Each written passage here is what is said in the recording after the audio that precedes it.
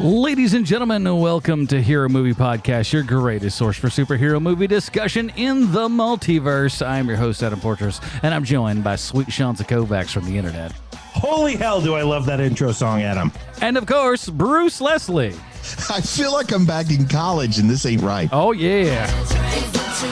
Do you have any idea how long this song is?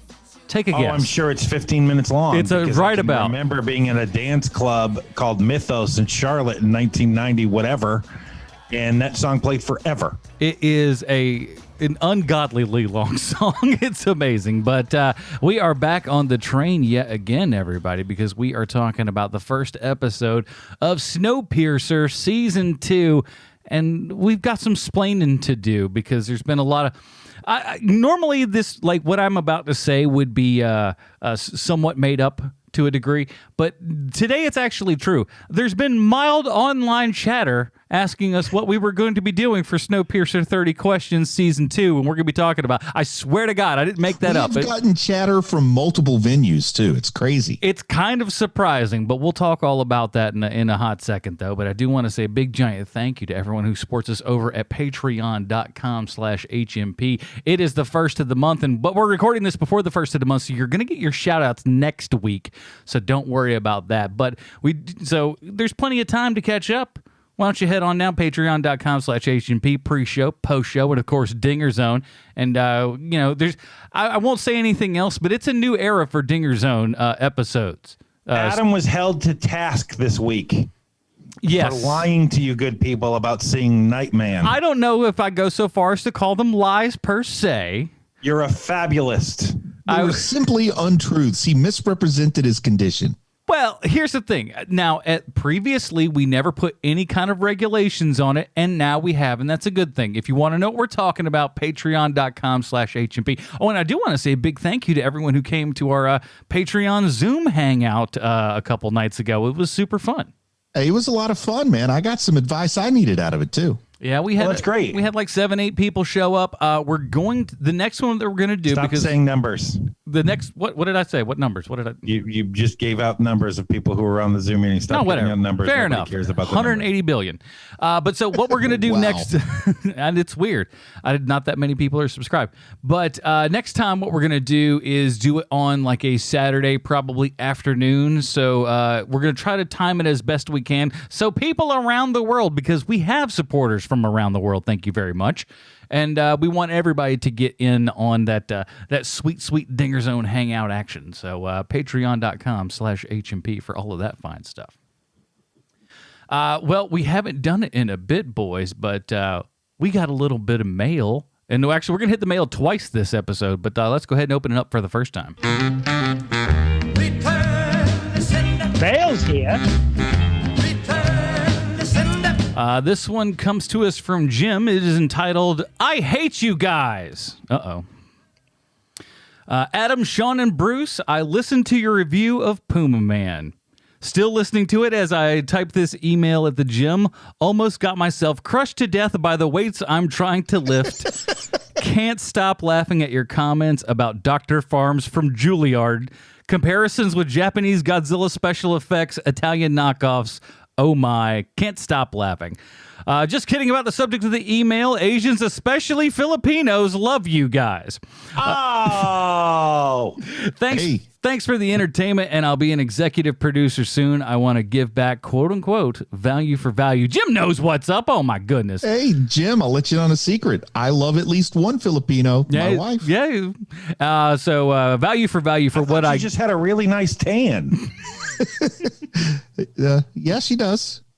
Oh, it says, I want to give back value for what I got from this podcast for the past 6 years. Regards from that quiet Filipino gentleman, Jim. Jim, thanks for the email, buddy. Jim, the quiet Filipino. Thank you, sir. And let's close it up for now. We're going to come back to it a little bit later. Actually, no, that's not true. We're going to come back to it in one. No, this show. All right, let's go. Play. No, that's the wrong one. Hold on. I did it fast though. So much better, Adam. I did it fast though. It's really worth it. You can all just drive straight off a cliff. All right, so let's go ahead and listen to the trailer for Snowpiercer. Huh? That is the wrong. Swear to God. I didn't do that, That Sean. stays in. That's staying in. I'm not taking it out. I don't edit this show. Here's the proof of it. This is your conductor speaking. We're only moments away from righting the reprehensible wrong that's befallen our great eternal engine. Every revolution begins as a seed. It festers and spreads like wildfire until the gates are kicked down and the castle is stormed. Let us remember this moment, this opportunity to set the world straight again. One might think This is where the revolution ends. when really It's only just begun.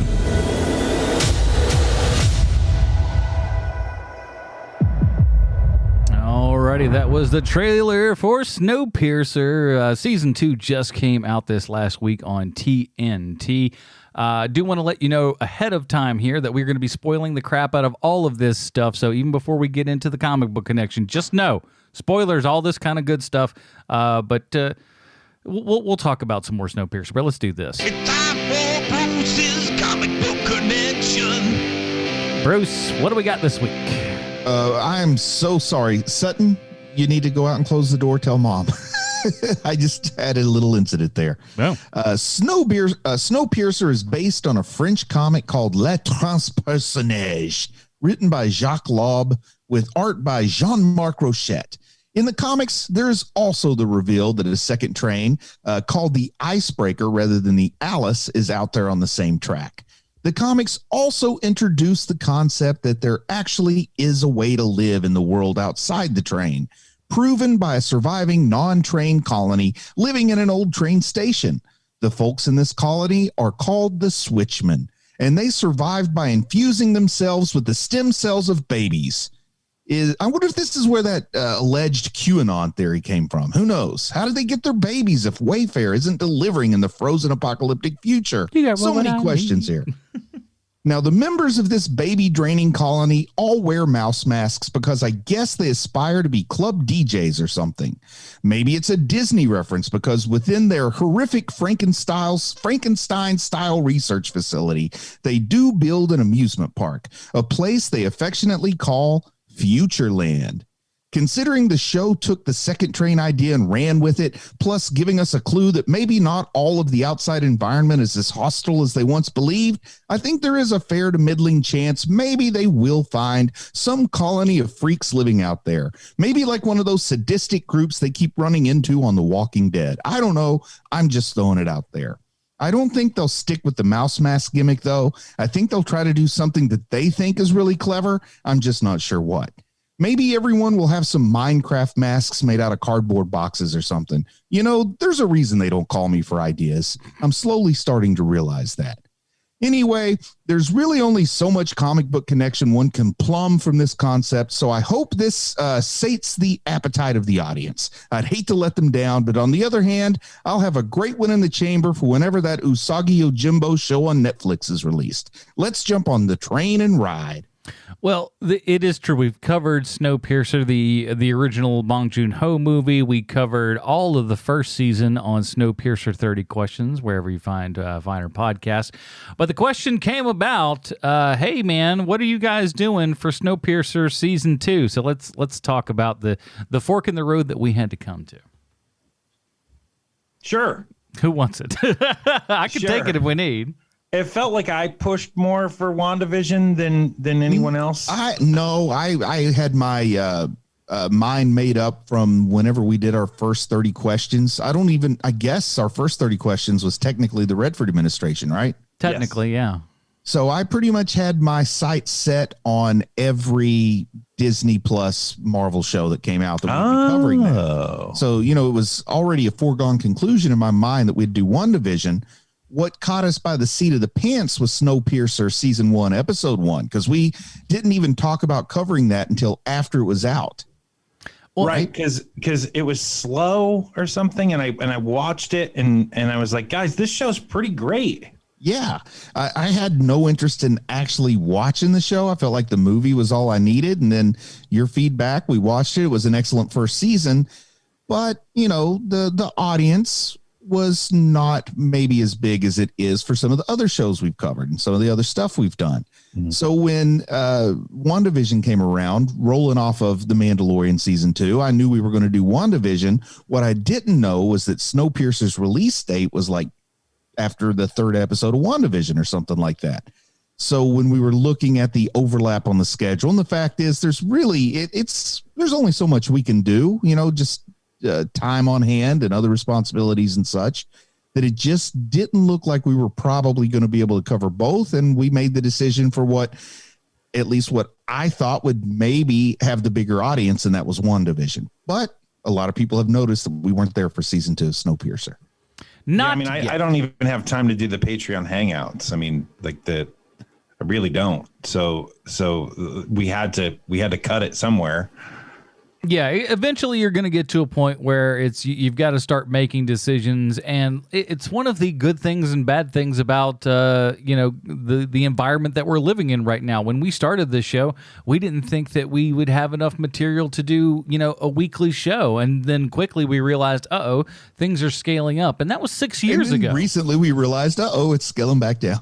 But so we've really gone on quite a bit. We got to a glut where there was far too much for us to do. Now it's a weird thing where they're also kind of scaling back at the same time, but especially to do shows that are weekly shows, like your WandaVision, like your Snowpiercer and Mandalorian, all that kind of good stuff.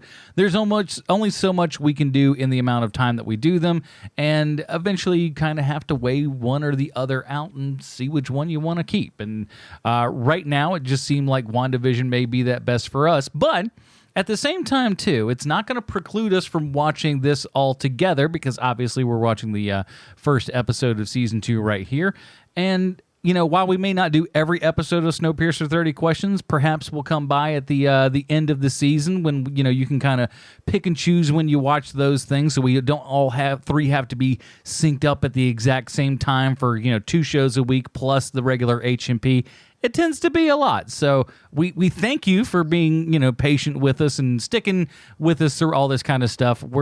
Sometimes we're learning it just as soon as you are. Yeah. Oh, and the funny thing is that Marty, we were talking with Marty on Twitter about his podcast and everything, and he mentioned that HMP wasn't built in a day. And while that's very true, Snowpiercer 30 Questions was. It was seriously thrown together in a matter of hours. Yeah, yes. For the time that we decided to do it to the time that the show aired was less than 24 hours, full clock around time. It was kind of nuts. It's true. Yeah. But we enjoyed that show, and we'll continue to watch a bit of it. But let's go ahead and get into this first episode. The big thing that I was surprised with this is how immediately it just rejoins what happened at the end of Season 1. Again, spoilers for all of Season 1 as well.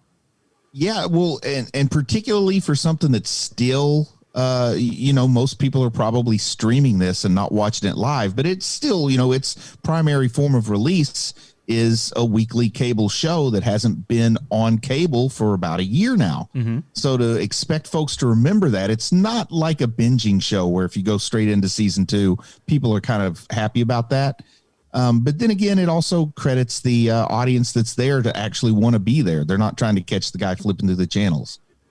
Yeah, it's definitely not you're surfing around and you may do that and catch one episode to get into it, but you're going to automatically want to go back and see all the other stuff, because if you don't, you're really going to be lost with this, because especially with this beginning episode of the second season, boy, they don't give you a lot of, backstory. You get very bare minimum. I'd say even like, your average episode opener of WandaVision or Mandalorian gives you more of a backstory than what they did with this open and everything. I'm going to say we covered every episode in detail. I watched every episode in the first season twice and then talked about it for an hour, and I still didn't quite remember who everybody was for a while. It's true.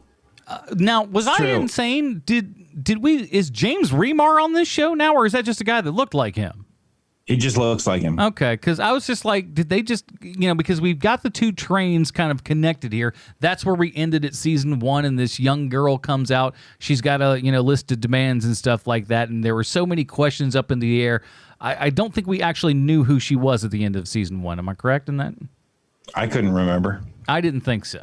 And here, I'm going to confess a little bit about my relationship with Snowpiercer, the TV show, and I don't know if yours is more or less or about the same.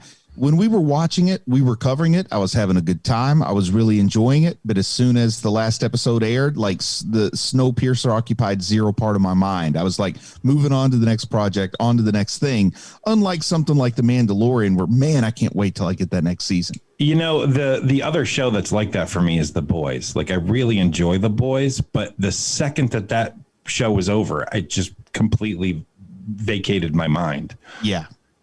Yeah, for me, it's like I might get like maybe a week or so residual of just a couple things in the back, and then you're right, just gone. There's enough stuff that's out there, but I don't know. It's also kind of this. Think about it like this: we used to live in a time and era when television shows ran for 26 something episodes sometimes, Yeah. And now, thankfully, and I think this is a good thing, and I think I really like this trend of where we're going here, is we're taking a note out of the Brits books and going, maybe we don't got to do full, ungodly number of, episodes every year. Maybe we can do 8 to 10 and make them really good and people will like them. And it's worked for a lot of different shows across a lot of different varieties of things. So to me, I like that a lot better.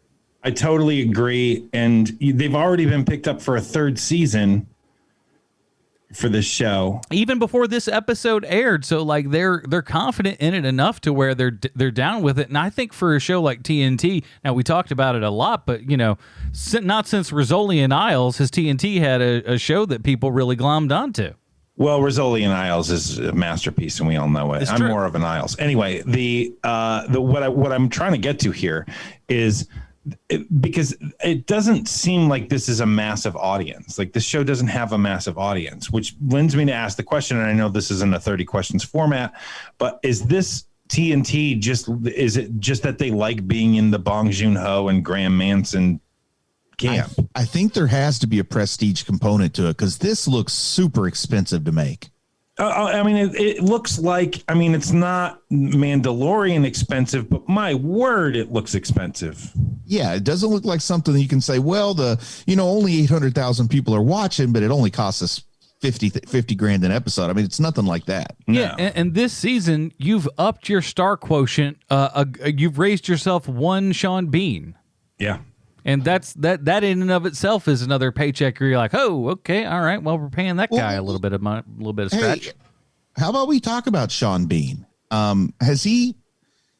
How do you guys feel about Sean Bean? I'll just start with that. Like, in general, does he bring you, like, if you didn't watch season 1, but then you heard Sean Bean's in season 2, would that be enough to make you check it out? If I hadn't seen season 1 of this show, I don't know that would push me, and I like him. I'm a Sean Bean fan. Have been since GoldenEye, but I don't know that like just his presence alone would push me into going and watching a let's call it a previous season's worth of television to lead up to this one. That's a tall order. For me, Sean Bean seems like one of those guys where he is your second choice for something. He's very good in everything he does. But he very much feels like we couldn't get this guy, but Sean Bean said yes. And so when, after Game of Thrones, he got that bump, where like, oh, Sean Bean is Sean Bean now. But he still feels like someone who, we couldn't get whomever. but Sean Bean said yes, and that's pretty great. And everyone high fives themselves, and then they continue making their show. And I think that they were probably looking for someone more. I don't know any of this. This is all conjecture, but I'm guessing they were probably looking for someone with more menace to them than Sean Bean has. I keep going back to menace for some reason, but that's what this character needs. That's what Wilford needs, and Sean Bean does have it. It's just he doesn't exude it. What I kept thinking when I was watching this is I was watching this and thinking somebody had like their dream goal of getting Russell Crowe in this role, because it kind of felt like that was a Russell Crowe type role now. Yeah, Russell Crowe would be great for this. Absolutely. Yeah, he'd probably eat a little bit more scenery than a Sean Bean would. But like, I don't know. For me, I maybe it's always going back to Boromir for me. Yeah, I'm glad you said that, because when I was watching this episode, I realized, like, going into it, I thought, man, I really like Sean Bean. And then as I was watching this episode, I realized I only like Sean Bean when he has long hair, because I like Boromir and I like Ned Stark. I don't necessarily like Sean Bean. So that was a rough realization for me. I think it's going to be one for Sean Bean when he listens king to of this actors. Now, has he been in a TV show that has commercial breaks before? Because I think that's part of maybe the gravitas there, is he seems like he hasn't done this sort of show before. That's not from my recollection. I don't think so, or at least not one that. And I'm not so talking like maybe early career in the BBC. He was on a soap opera. I'm not talking about that. I mean, since he became a movie. Since it became capital S, capital B. Yeah. Not that I can think of. No, but I like him I'm at least glad we added this character on. And for a second there, a hot second in the beginning of this episode, I thought this show was going to have the biggest cojones on it I've seen in a long time. I thought, holy crap, if they kill Melanie right off the bat, I'm like, they can't do that. They can't do that. She's too big of a star. How could you do that? I almost thought they had some nuggets on them. I would have been very surprised, because you kill that character in season 1 at the end of season 1, not beginning of season 2. But what Also, a precedent to set. Another actor I don't think has done a show with commercial breaks before. Yeah, no, not that I can recollect. Oh, you know what? Sean Bean is amazing in The Martian. Was that on ABC? Say what? That was ABC a couple years back. I think you're talking about the movie with Matt Damon, right? The Matt Damon movie. Oh, that one. I was thinking of Life on Mars. I'm like, was he in that show? Wow. Very different properties. That's what I thought. I was just like, I don't remember this, but if you know something I don't, which you don't, it's not true. I made it up. He's the character in The Martian that takes that massive hit once they decide that they're going to try to save Matt Damon's character, the other astronauts. Yeah. He's the one who, like, he gets fired. He's the one, and everyone's like, he's a hero. Clean out your desk. He was good in that one. He's really good. He had an impossible job in that movie, and he did very, very well. I also like seeing Stephen Ogg back in full greasy effect in this man. episode. He no one does greasy loner like that dude, man. I love that guy. I know you do. Coming in and like he makes a deal for like train weed. Yeah. Yeah. Which I thought was hilarious. There's no telling of that's exactly what it is when it first comes through the door and everything, but somehow you just knew. Oh man, yeah. And you kind of got to know if you're David Diggs. What's his character's name? Leighton. Yeah, if you're Leighton, you kind of got to know you don't put him in charge of the border unless you want contraband going across both ways. He is kind of one of the scummiest characters that we've known has been a scumbag since Go for the whole series. And yet you're like, we're going to put you in charge. But at the same time, too, maybe he is enough of a skull cracker to where, I'm glad you're bringing that up. I'm glad that you're bringing up the fact that like he's one of the scummiest characters on the show, because that's one of the things that I forgot about this show is there are a lot of like really scummy people that like the characters that I just like I don't like, and on purpose you're not supposed to like them. Like when LJ shows up. Oh, with, man. With her serial killer boyfriend. Like, oh yeah. Like those two people there, and I was like, "Oh right, I hate those people too." Like it kept coming up, where I was like, "Oh right, I totally forgot that person is terrible." You just start willing everybody in the train, punch them. Start punching those people. Just start punching them. They're horrible. They're horrible people. Because I always think of you could argue that Jennifer Connelly's character isn't a good guy really. But, she's altruistic at the end of the day, but there are so many characters on the show who literally will just, they will stab you in the back for an orange. Yeah, Now, literally an orange. I'm not talking about the actress that plays the part, but the character of Jennifer Connelly's daughter. How old do you think that character is supposed to be? I'd say 14 by looking at her. I would say that the character is supposed to be 14 years old, but I'm going to guess that the actress herself is like 22. Yeah. Yeah. But man, 14 is a tough time to be a parent anyway. But then couple that with, oh, you left me for dead, Mom. I mean, geez, that's a bad situation for her to be in, Melanie. But she didn't leave her for dead. Like, that's the whole thing. Is that but convince a 14-year-old you didn't. Well, I think she kind of was successful at that. Like, kind of. Well, maybe a little bit, but at the same time, too. Now, because she called him dad, is she actually the offspring of these two? Are we to believe that? That's kind of what I was thinking. Yeah, I got the same vibe. I mean, because that's what they present to us, at least. I think there's part of Wilford that feels stabbed in the back because she's like the, she is the lover that scorned him and took his stuff and ran away. Mm-hmm. But I like imagine her. We'll find out a lot more about her motivation for doing that. I still don't exactly know what happened. No, I think this is one of those where we'll kind of learn a little bit more as things go on. But so far, so good. I like the crazy, because so Melanie gets outside of the train. She's outside of the train at the beginning of the season. So last season she was outside. This season she's outside, and her suit gets punctured and gets a little iced. What do you call it? Frostbitten on her back and everything. She goes to these crazy German scientists or love something. the doctors or whatever they are with the goop. What is this stuff? Goop? No, what is it? Oh, we just call it. We goop. just called it a goop, and we put it on your back, and it's the greatest like stupid sci-fi bull crap that ever. And they're just gonna go. They go through this whole ordeal and go, you won't even see a scar when we're done with it. It's like, oh, perfect. You might as well call it back to gel. Yeah. Yeah. And it's also kind of funny because they've got two physicians, but I get the idea neither one of them could do a single job on their own. Like they're this weird symbiotic relationship with those two in sci-fi style. I do like how the little one has to get on a, Did you guys recognize the male weird scientist guy? No. He is a character actor. He's been in everything forever. And weirdly, I know this. He's a twin, but he is also. You might know him best. This is gonna hit a soft spot for you, Adam.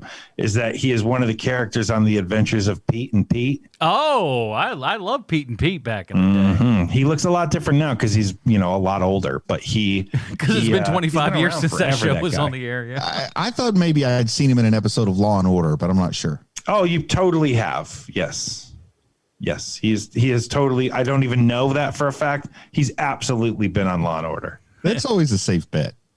Yeah, you can just throw a dart, and chances are somebody's been at least one episode of Law and Order. It might not be the original one, but it may be one of the offshoots. You can at least one of Now, them. Sean, were you able to look directly at the screen when they were picking at Melanie's wound? Yes.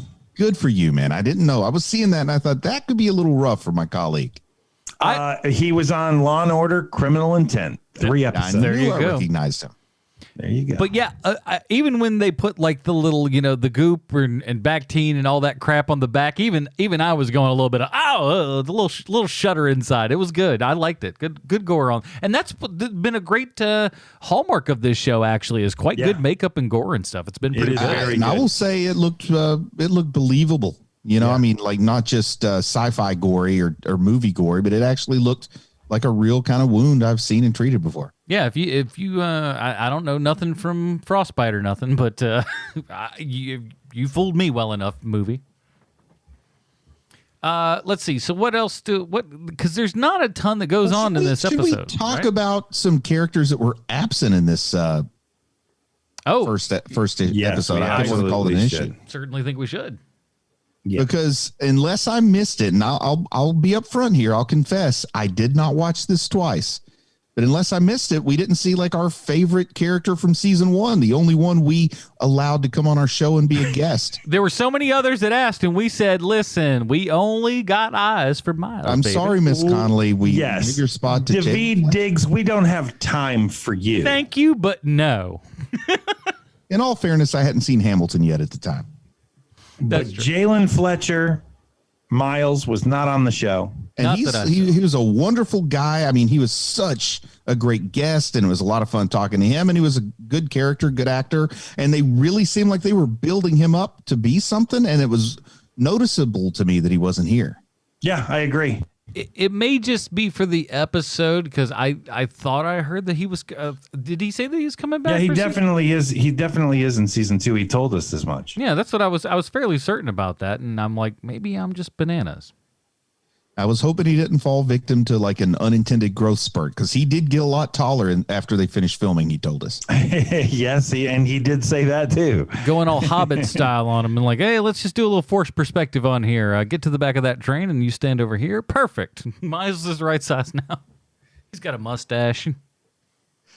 You know, one of the things that surprised me for season 2 that I didn't know that they were going to go so full throttle with this was just how much Andre is in charge of Snowpiercer. Oh, very much so. He is kind of the captain. Everyone. I also. I mean, for better or worse, just from a plot perspective, a storytelling perspective, I love it that the first thing he did as their democratically elected leader was declare martial law and essentially take away their rights. Shoot, man, even Lincoln did that. I mean, I get it. But it just kind of was a nice little touch there.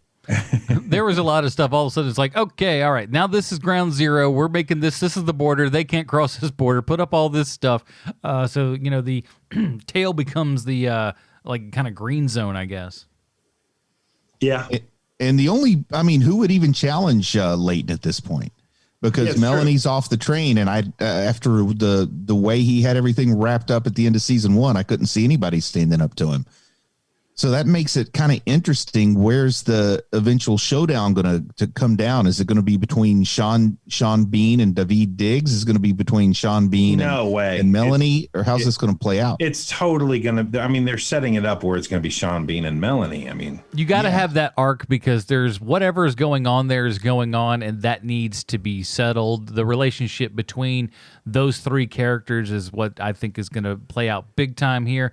I think now the only real, kind of problem that you could see on the horizon there, of course, is what's her face getting pregnant with Leighton's baby. Well, here's the thing, because we know about this show is that, the first half of season 1 was a murder mystery, and then went straight into war. Mm-hmm. Yeah. So they have no problem splitting up a season into 2 different, runs. Well, based on what we've seen so far, where would you kind of put this one? Because I don't know that I have an area to really. It's all just it's not a murder mystery right now. It's just a mystery to me on where they're going. Yeah. Here's a question though: how long until Sean Bean dies? Well, I thought that was the new clause in his contract, is that he can't. Yeah. Oh, okay. Because I could see him being in for about 4 episodes. Melanie kills him, or he dies in a fashion where Melanie is there to assume his seat of power on that other train. Then she tries to use that momentum to retake control of the Snowpiercer. Now, he still has to turn into Ed Harris. Oh, that's true. I forgot about that. This place was so the regular Snowpiercer train knows that Mr. Wilford is alive, right? Now they do, yes. Okay, so they know that and everything. Here's what I'm pitching. I know season 2 is already shot and probably mostly posted at this point, but hear me out, TNT. Sean Bean dies yet again, and they have to Weekend at Bernie style this, or she's going around and she's saying, "No, honest to God, Wilford is dead this time. I swear it." And he's It's trying like to an inverted Weekend at Bernie's. exactly. He's showing up and trying to pretend that he's there, and she's got to like knock him out with trank guns or something. I don't know. We're just spitballing here. This is just a meeting. No bad It ideas. takes a sharp right turn to sitcom on episode 3. I like it.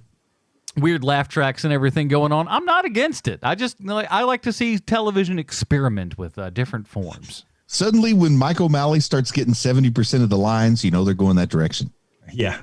Yeah, I'm a little bit disappointed we didn't get to see Mike O'Malley eating anything this episode. Felt like we were kind of robbed, We right? only really got like a brief glimpse of him, but it was enough to make me happy that he clearly hadn't gone to the gym in the off season, so it's still the guy I like. You just kind of want to go, should that guy have a corned beef sandwich in his hand? What's going on here? Because It would have been great if he had a wig on with no explanation. but like a good one, just like a good, nice piece and everything. And they just Like it looked like McConaughey's hair, Matthew McConaughey hair or something. I'm just going to go take a shower right now, maybe swim in the pool. That's just what I do with my new active lifestyle. Now, go to jail in our weird jail that we have for some weird reason, as opposed to putting you in the cryo chambers or whatever the heck those things were called. Boy, that one went out of nowhere, didn't it? We certainly don't have any no talk about what's going on with the cryo chambers. We don't really know what that mystery was per se, do we? Well, they put the guy away. They put they put that corner in cryo freeze. And the Alice, whatever this thing is called, that's latched onto him. Big They have Alice. two doctors. They have two doctors, so why don't they steal one of Alice's doctors? Because they don't, the two trains never haven't, they don't meet yet, right? Like, I mean, he was totally going to blow off Snowpiercer and just move on and kill everybody on that train, and now he can't. So now they have to work together. I mean, that's literally the end of the episode with Jennifer Connelly going, I guess we're going to have to learn how to live together. Why can't we be friends? And I don't know.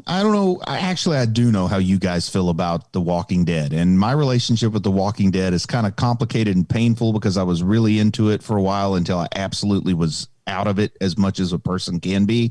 But this is starting to feel like how every couple of seasons The Walking Dead had to bump into a new colony of people, as I said in the comic book connection.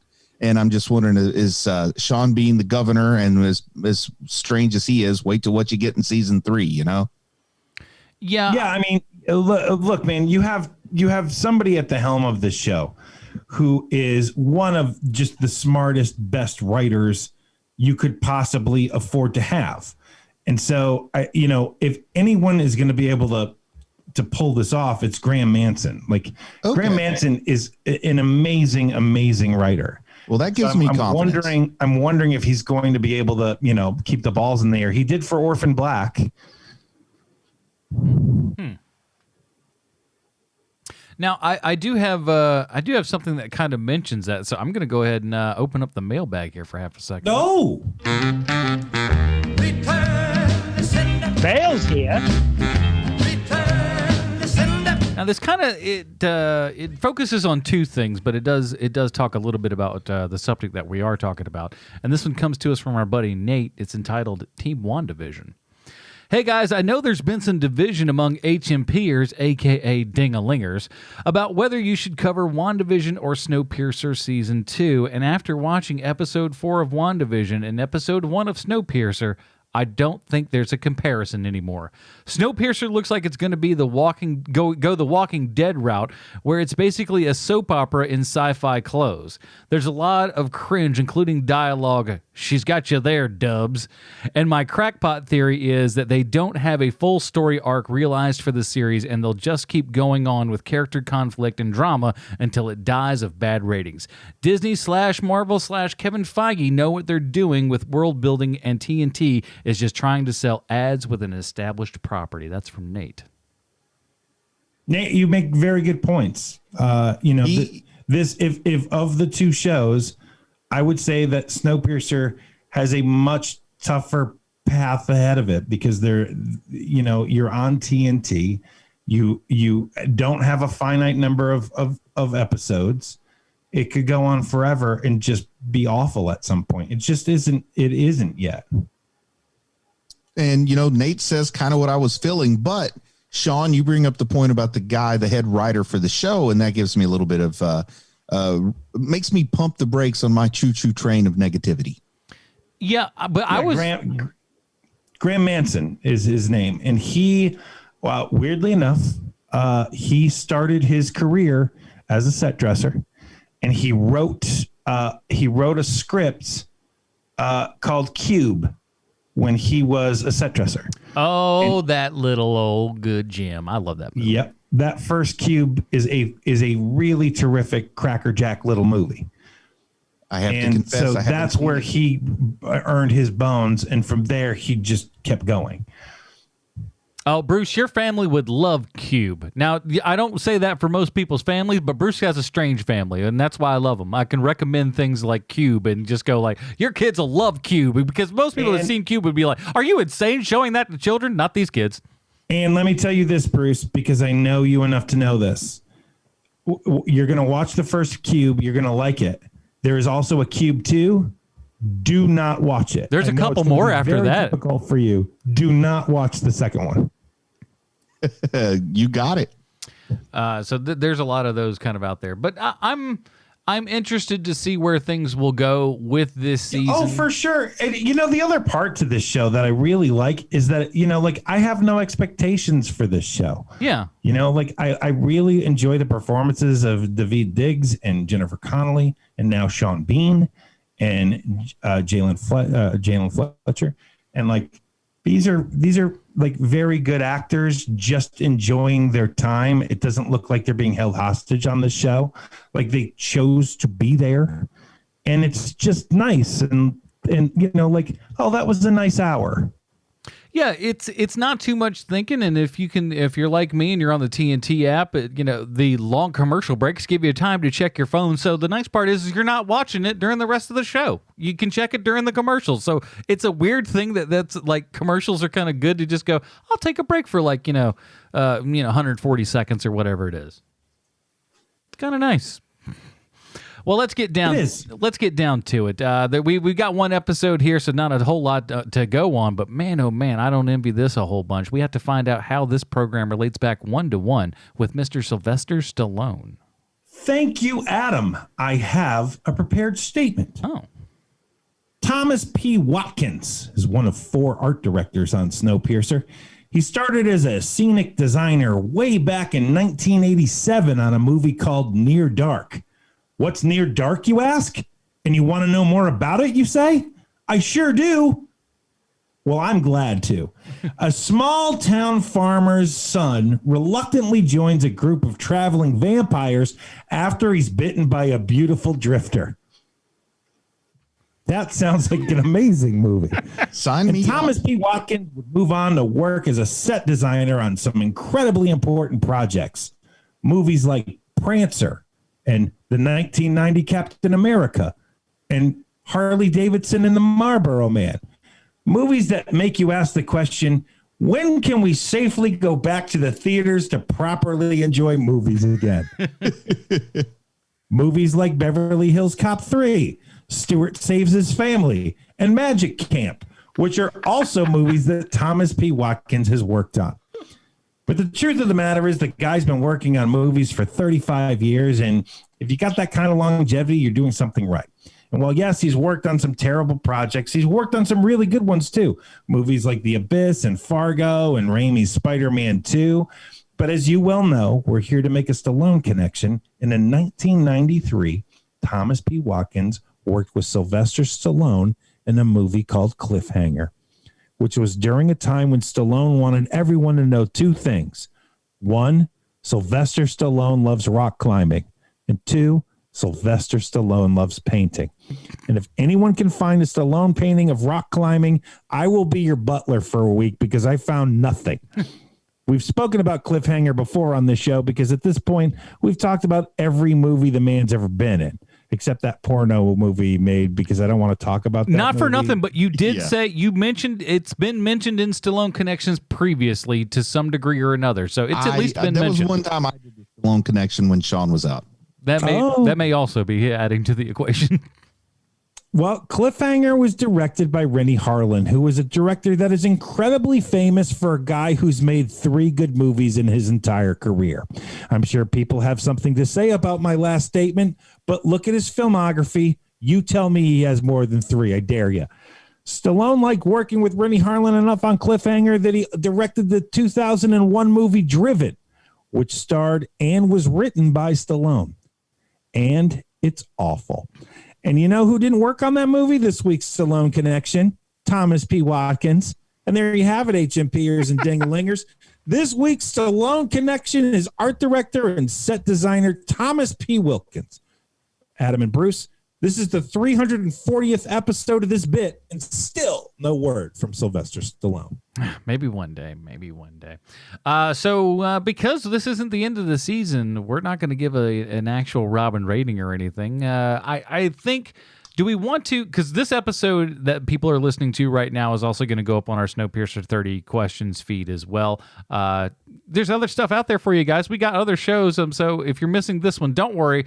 We'll probably come back and do a kind of a co-episode for HMP and Snowpiercer 30 questions, and we'll put that up on the website and stuff like that. I think our plan was to, after the season is finished, to do a 30 questions approach to the season as a whole. Exactly. So terrific idea. Pretty easy, nothing. So you can kind of watch and all those good ones. Hey, and here's a nice part too. You can always, as the season goes on, send in some questions and stuff like that. We always like those. So do that for us as well. But let's give kind of overall thoughts just for the season itself, or this episode itself leading into season 2. As much as you're absolutely correct in bringing in another train could be the kind of thing that they do almost every season. I did like the way that the second train came up from behind and kind of like ate the butt of the other train. That was kind of cool. I thought, wow, you're really thinking ahead where you designed your train to bite the butt of other trains and board them and stuff. You're really thinking ahead. It's like Batman's utility belt. It's just there. It does what you want when you want it to do it. But I'm excited to kind of see where things go. I like Sean Bean coming into the equation here. I hope that he is a big part of the show and is kind of a cage rattler for all of these people. And I'm sure his big bent here is going to be pointing out all the supposed horrible things that Melody did and trying to turn the entire ship against her. And I think he's going to use what's her face there as kind of the hospitality lady as the one to help bolster his image for everybody. That's what I think. I think you're right. Anybody else? I got, for me, this show is sort of like Moe's. You ever eat at Moe's? Yeah, occasionally. The Mexican restaurant place. Like, I like Moe's. I do. I like Moe's. It's not the greatest restaurant in the world. It's not my favorite restaurant by any means. But when I go there, I'm like, hey, that was good. I'm glad I went there. Like but you're not like, oh my God, I can't believe I ate at Moe's again. Like, you're never like that. And so at least I'm not. And so to me, Snowpiercer is like the Moe's of television right now. Yeah, you're not spitting on it, but you're not also going, I'll have what she's having. Exactly. Bruce, looking forward to kind of everything here? I'm going to tell you the truth. I did not enjoy this episode as much as any single episode from season 1. So like, wow. So, if I were like saying were there 10 episodes in season 1 episode so far in season 2, I would rank this 11 out of 11. And that's not saying it's something has to come in last place, right? Sure. I mean, they can't all be 5 or higher. Well, what about the Martez sisters episodes? That's Those true. Terrible. Yeah. And also Clone Wars had like 700 episodes. So those are definitely episodes 700. No. We mean the Martez sisters are showing up on Snowpiercer probably sometime around episode 3. And then it's going to be real crap for about 4 episodes. But don't worry, the rest of the season will end up I would say, fine. let me freeze to death. Open that window. I'll stick my head out. That's another thing about, like, just real quick, the science on the show, I love it so much. It's the most insane thing ever of like, listen, it's got to be running. This train has to be going. If it's not going, we all die. What? Still, your thoughts on that putting engine. It together. That's how it works. I get that much, but at the same time, too, like, you couldn't put any of that into just a building. Just make a building. You know what I'm saying? It doesn't move. It can't be a stationary object. Can't be a perpetual engine. Maybe you can. Okay, looks like so. Put a train around that building and just have it go super fast, and that generates all the electricity and all the crap that you need. Don't do it around the entire globe. We're going through the Himalayas this week, everybody. Who gives a crap? This sounds like the stupidest plan ever. And then we find out there's multiple tracks all around. Who the hell's riding on these other tracks? Yeah. Unbelievable. This show is just, you know what? I take back my rating. No, I'm kidding. It's a tough time to be a hobo. That's all I'll tell you. Yeah, man. It's not a Moe's. It's not a Moe's. Oh, but I do like the kind of like you said there, Bruce, at the beginning. There is that hint of there may be some outsiders. You know, snow has not happened in X amount of years or whatever. So there may be something that's hospitable somewhere around where another group of people can be. Maybe that's your season 3 or something. Is kind of finally stopping the train, getting out and stretching your legs a little bit. And it's in the source material. You know, I mean, this isn't something that they're just creating whole cloth. Yeah, so, you know, we've already watched the season for you, apparently. So what do you care that we're not doing this show? But we have plenty of other shows. Bruce, where might we find more of your work on the internet this week if they want to check it out?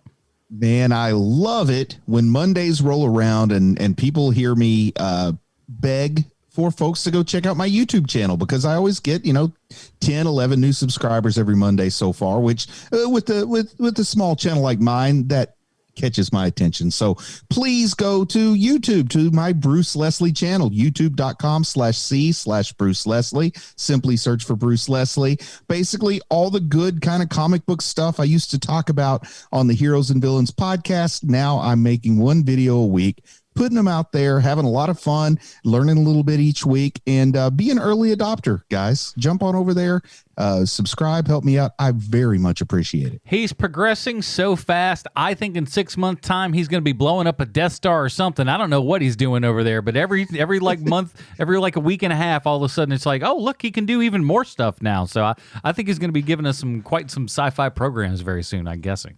It's all Avatar about little 2, jumps. It's all about Avatar 2. Yeah. Sean, what else? You can find me on Twitter at Sean Kovacs, the number 4. That's SeanKovacs4. That's a numero 4 for those of you counting. And, of course, check out WandaVision 30 Questions, where each week we're talking about WandaVision on Disney+. That is it, everybody. Thank you so much for joining us, supporting us on patreon.com/HMP. Oh, next week, did we talk about what we're doing next week? No, we did not. But we discussed it earlier in the show, and I have to look at my notes. So we are going to do Lone Wolf and Cub. What is it? Baby Cart on the River Styx? Baby Cart on the River Styx. Yes, the second in the Lone Wolf and Cub series. We liked the first one, and we put it up for the Patreon vote. It got a lot of votes. I think it came in second, a very close second. So we're going to go ahead and do that because that was a good time last year. And I'm pretty sure it's streaming on HBO Max for folks who want to watch along at home, as many people do. Oh my goodness! So you can't not win there, everybody. So check all that good stuff out. Join us next week for some Lone Wolf and Cub action. For Sweet Sean Kovacs from the internet, Bruce Leslie, I'm Adam Portress. Stay super, everybody. I'm Audie and Evie. Stop that train, I'm leaving today. Stop that train.